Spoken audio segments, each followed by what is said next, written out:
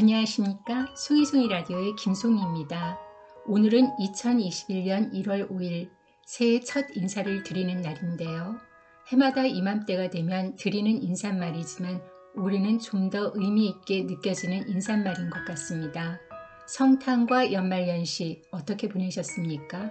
작년 한 해 동안 코로나로 인해 의료진들의 고생은 말할 것도 없고 경제적으로도 어려움을 겪는 많은 분들이 마음의 위로와 경제적으로 회복되길 기원드리면서 오늘 방송 진행하겠습니다. 저희는 매주 화요일 사랑과 죽음을 테마로 수필 영화 문학의 카테고리 안에서 여러분을 만나고 있습니다. 오늘은 23번째 방송, 1970년대의 영화 빅토리아 데시카 감독, 소피아 로렌과 마르텔로 마스트로아니에가 주연했던 이탈리아 영화 선플라워, 해바라기를 소개해드리고자 합니다. 이 영화는 밀라노와 소련 모스크바를 배경으로 하는데요. 밀라노는 현재 이탈리아에서 가장 공업화된 경제 중심 도시죠. 유독 좁은 골목골목도 많은 곳인데요. 제가 밀라노에 갔을 때 공항에 도착한 후 이런 좁은 골목골목을 거쳐 호텔에 도착한 경험이 있습니다. 그때 저는 작은 셔틀버스를 타고 호텔로 들어섰는데 어둑어둑한 시간에 아주 좁은 골목을 거쳐서 들어가다 보니까 이 기사가 정말 괜찮은 사람은 맞나 겁에 질렸던 기억이 납니다. 일부러 골목으로 데려간 것이 아니라 그 지역의 특성이었는데 말이죠. 정치와 경제, 상업도시로 잘 알려진 밀라노, 그 배경도 감상하시고 우크라이나의 해바라기, 그 절경도 감상하실 겸 이 영화 강추드립니다. 제2차 세계대전 이후의 이탈리아, 전쟁에 참가한 뒤 행방불명된 남편의 소식을 확인하기 위해서 관공서에 계속 드나드는 한 여성이 있습니다. 그녀의 이름은 조반나. 어떤 사연이 있었을까? 조반나는 안토니오와 해안에서 만나 사랑에 빠집니다. 결혼을 하지요.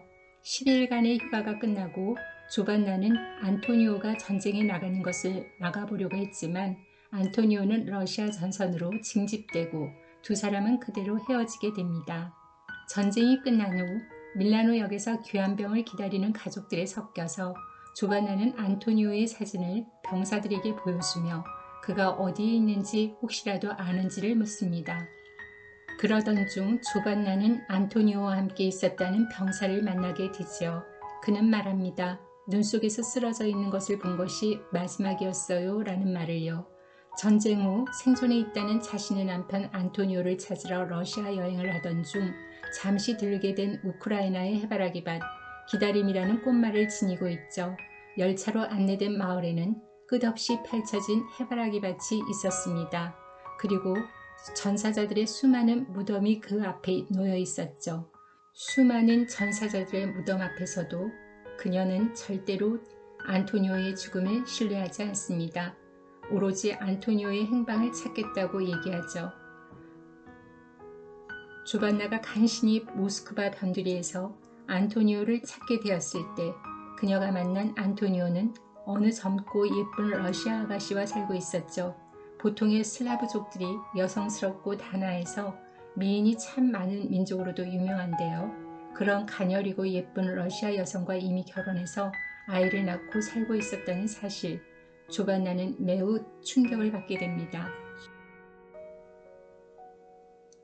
전쟁 후 생사를 알기 위해 찾았던 조급함, 너무나 짧은 기간의 사랑과 신혼의 꿈, 살아있다는 희망을 움켜쥐고 찾는 내내의 가슴 저림, 그러나 정작 맞닥뜨린 현실은 더 이상 내 사람이 아닌 상황, 이 운명, 이 절박한 심경을 어떻게 호소할 수 있을까요? 마샤라는 이름의 러시아 여성은 전쟁 중 눈 속에서 거의 숨이 끊어져가는 병사 안토니오를 발견해 도와준 것이고 이것을 계기로 두 사람은 함께 살면서 아이를 낳게 되었다는 것입니다. 기적 소리가 울리는 기차역으로 마샤와 조반나는 함께 가고 그곳에서 안토니오는 마샤에게 다가갑니다. 안토니오는 전쟁 후유증으로 기억 상실증이 걸린 상태, 조반나를 전혀 기억하지 못했던 것이죠. 너무 마음 아파하며 조반나는 기차 안에 몸을 씻습니다. 그리고 기차 안에는 너무나 많은 사람이 있었지만 가슴 밑바닥에서 올라오는 울음을 터뜨리죠.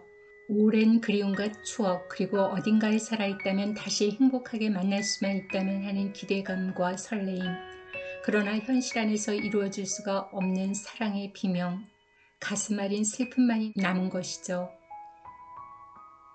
이탈리아로 돌아온 조반나는 절규합니다. 안토니오는 오랜 고민 끝에 마샤의 허락을 받고 밀라노로 향합니다.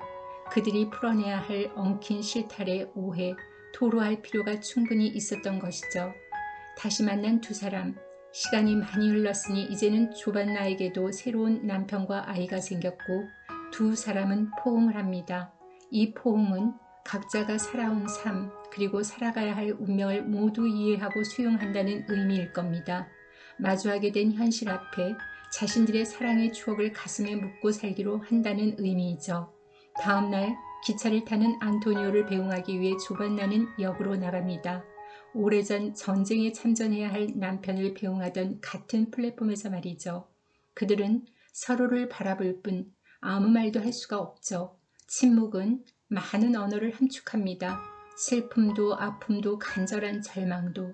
그래서 아무 관련이 없는 관객들조차도 같은 생각과 같은 언어와 같은 절절함을 느낄 수밖에 없는 것 말이죠. 온전히 한 사람에게만 집중하고 몰입해온 시간. 그러나 그것이 현실적 상식과 책임을 배제해서 성립될 수는 없는 법. 이들의 사랑이 아름다운 건 인간이 지켜야 할 숭고한 테두리, 그 둥지를 지켜낸 데에 있는 것일까요?